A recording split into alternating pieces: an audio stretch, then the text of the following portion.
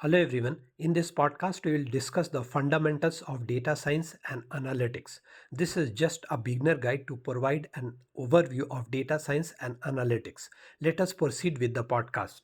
Welcome back to the Deep Dive. Today we're tackling a topic that's, well, it's everywhere, but sometimes feels a bit much. Data science and analytics. It really is everywhere. We've been digging into a beginner's guide on this, trying to get to the core of it. Our mission today, cut through the jargon, find the key takeaways. Exactly. Because data itself, raw data, it doesn't do much on its own. It's what you do with it. Our source makes that really clear. Right, so we want to unpack how data is actually driving decisions now, Yeah. without getting totally lost in the technical weeds. And make it clear why it matters to you, the listener. Because honestly, you're bumping into this stuff all the time. Yeah, online recommendations, how businesses run, Mm-hmm. it's all connected. This deep dive is really for anyone curious about how this field works and, why it's such a big deal. Okay, so where do we start? Maybe the most basic question. What exactly is data science? Good starting point. Well, think of it as a mix. It pulls together a few different things. You need stats, like a good handle on numbers. Yeah. You need some tech skills programming comes into play. And this is crucial. You need to understand the actual subject you're working with. Domain knowledge, they call Right. it. Like healthcare or finance or whatever the data is about. Precisely. Because you could have amazing tech skills, but if you Right. don't get the context, the business problem. You won't know what questions to ask. Yeah. Or what the answers even mean. Exactly. You need that domain knowledge to ask the right questions. The whole point is analyzing often complex data to spot patterns, trends, basically find insights that help make smarter decisions. Got it. So it's finding the important stuff in all the noise, but guided by what you actually need to know. The force breaks it down into key parts, right? Where does the process usually begin? It kicks off with data collection. Step one is just gathering the raw material. From wherever it might be, databases, websites, spreadsheets. Sensors, social media. Yeah. Yeah, anywhere it lives. Okay, so you've gathered this pile of data. Is it usually like ready to go, neat and tidy? Almost never. Which leads straight into the next step. And honestly, this often takes up a huge chunk of time. Data cleaning. Dealing with the mess. Totally. Finding errors, handling values that are missing, getting rid of duplicates, making sure formats are consistent. It's essential. Because if you skip that, or do a poor job, Garbage in, garbage out, your analysis will be useless, or worse, misleading. makes perfect sense. Okay, so data's collected, it's cleaned. What's next? Then you get into the data analysis phase. This is more exploratory. Looking around, seeing what's there. Yeah, you start exploring the data, maybe visualizing it, looking for initial trends, relationships between different bits of data, just trying to get a feel for it. And this exploration, does it feed into the more complex stuff like machine learning? It often does. Machine learning is another key component. Here, you use that data to train models. Models, Yeah, like algorithms or systems. kind of. Intelligent systems that learn patterns from the data to make predictions or decisions without you explicitly telling them every single rule. Think predicting what a customer might buy or identifying things in images. Okay. And after all that analysis and modeling, finding the insights, how do you make sure other people understand it? That's the final piece mentioned, data visualization. Right, charts and graphs. Exactly. Because finding something amazing in the data is great, but if you can't explain it clearly, it doesn't help much. Visualization turns those complex findings into a story people can actually grasp. Dashboards, charts, making it understandable. Okay, so that paints a pretty clear picture of data science, this blend of stats, tech, domain knowledge, and these steps from collection to visualization. Yeah. But what about data analytics? Is that just the same thing with a different name? That's a common question. Our source actually makes a useful distinction. It positions data analytics as more of a subset of data science. A subset. So data science is the big umbrella. You could think of it that way. Data science is the broad field of extracting knowledge from data in all its forms. Data analytics is typically more focused. Focused on what, specifically? It's often about processing and analyzing data to answer very specific questions, usually in a business context, but not always. Okay. Like, how can we make this process more efficient? Or where are we losing money? How can we improve customer satisfaction? Analytics helps find concrete answers to those kinds of problems. And the source talks about different types of analytics based on the questions they answer. It's like a progression. It starts simple, right? Asking, what happened? Yeah, that's descriptive analytics. Just summarizing what occurred in the past. The example given is sales reports. Okay, like our sales were X last quarter. Exactly. Or this product was our bestseller, just describing the facts based on the data. Then logically, after you know what happened, you want to know. Why it happened. That Ah. takes you to diagnostic analytics. Digging deeper. Right. You investigate the root causes. If sales dipped, why? Was it a bad marketing campaign? Did a competitor make a move? Something wrong with the supply chain? You use data to diagnose the problem. Okay, makes sense. And building on the why, the next step is looking ahead. What could happen? And that's predictive analytics. Using past data, finding those patterns, and then projecting them forward to forecast what might happen next. So like predicting sales for the next quarter, Yeah. or maybe which customers are likely to leave. Precisely. Forecasting churn, predicting machine failures, anticipating demand. That's the predictive realm. And then the top level, the most advanced, isn't just predicting, it's recommending actions. What should we do?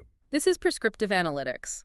It goes beyond prediction to suggest specific actions to take to get a desired outcome, or maybe avoid a bad one. Ah, like the Netflix example in the source. Mhm. It doesn't just guess you might like a show. It actively recommends, prescribes that you watch this specific show next based on all the data it has about you and others. It's guiding your action. Wow, that journey from just describing the past to getting data-driven advice for the future, that really shows the power here. It really does. And achieving that power relies on having a structured approach. These projects aren't just random. The source lays out what it calls the data science life cycle. A roadmap, basically. Yeah, a step-by-step process for taking an idea and turning it into something impactful using data. It lists 7 steps. Okay, let's walk through them. Step 1, problem definition. Crucial first step, maybe the most crucial. Before you touch any data, you have to be crystal clear on the question you're answering or the problem you're solving. Define the goal before you start. Absolutely. What does success even look like for this project? If you don't define the target properly, you're just, well, wandering aimlessly with data. Okay, define the problem first. Then, step 2 is data collection. Right. Now that you know the problem, you figure out what data you actually need to address it, and you go gather those relevant data sets. And we already know what comes next after you collect it. Mhm. Step 3, data cleaning. Yep. Back to tackling the mess. Fixing inconsistencies, handling missing stuff, making it usable. Can't skip it. Right. Then step 4 is exploratory data analysis, or EDA. Yeah, before you jump into heavy modeling, you explore. You visualize the clean data, calculate summaries, look for patterns, check assumptions. It's like getting to know your ingredients before you start cooking. Understanding what you're working with. Okay, that leads into step 5, model building. Is this where the algorithms come in? Exactly. Based on your problem and what you found during exploration, you choose and train appropriate machine learning models or statistical techniques. You're building the engine, so to speak, that generates the insights or prediction. But you can't just build it and assume it works perfectly. Step 6, model evaluation. No, definitely not. You have to rigorously test how well your model performs. Does it make accurate predictions on new data it hasn't seen before? Does it generalize well? This is where you validate its effectiveness. Makes sense. Test drive the engine. And finally, step 7, deployment and monitoring. Because the goal isn't just a model sitting on a computer, it's putting it to use. Deployment means implementing it in the real world. Integrating it into a business process, maybe, Oh. or launching that recommendation feature. Exactly. And then monitoring is vital too. You need to keep track of how it's performing over time. Does it need retraining? Is the data changing? You have to keep an eye on it. So it's a whole cycle, from question to data, exploring, building, testing, and then actually using it and watching it. That's quite a journey for the data. It is. And you need the right tools for that journey. The source gives a nod to the kinds of technologies involved. Like programming languages, Yeah. Python, RSQL for databases. Yeah, those are foundational. Plus visualization tools like Power BI or Tableau. And then specialized libraries for machine learning like scikit-learn or TensorFlow, and tools for handling really huge data sets like Hadoop or Spark. So quite a tech ecosystem there. But maybe let's bring it back to ground level. Seeing it in action is really powerful. The source had some great real-world examples. It did. Healthcare's a big one. Using data science to predict disease outbreaks. That helps public health officials plan and react. Huge potential impact. Definitely. Or something we probably all see daily, e-commerce. Oh yeah, those product recommendations on Amazon. Or Netflix suggesting what to watch next. That's data analytics working behind the scenes, using your history to predict what you'll like. It's pretty personalized. And in finance, fraud detection is a classic application. Algorithms constantly scan transactions, looking for unusual patterns that might indicate fraud, helping protect people's accounts. And marketing teams use it too, right? For understanding customers. Absolutely. Customer segmentation, grouping customers based on their characteristics or behavior to send them more relevant ads or offers, making marketing more targeted and hopefully less annoying. So these aren't just like theoretical ideas. They're baked into how so many things work now. Totally. You're interacting with the results of data science and analytics constantly, often without even thinking about it. Now, if someone listening is thinking, okay, this sounds interesting, maybe I want to learn more, the source had some tips on getting started, didn't it? It did. Pretty practical stuff. Suggests learning the basics of languages like Python, R, or SQL. They're sort of the workhorses. And practicing. Yeah, practice is key. Find public data sets. Sites like Kaggle are great for this. Loads of data and problems to work on. Try out online courses from places like Coursera or edX. Even just experimenting with tools you might already have, like Excel's more advanced features or Power BI, So start small, build foundational skills, and just start doing it. pretty much. And the source wraps up with this really strong analogy, trying to capture the value here. It talks about data not just being information. Ah, the new oil Yeah. analogy. It says, data is the new oil, learn to refine it, and you'll unlock endless opportunities. Yeah, I like that one.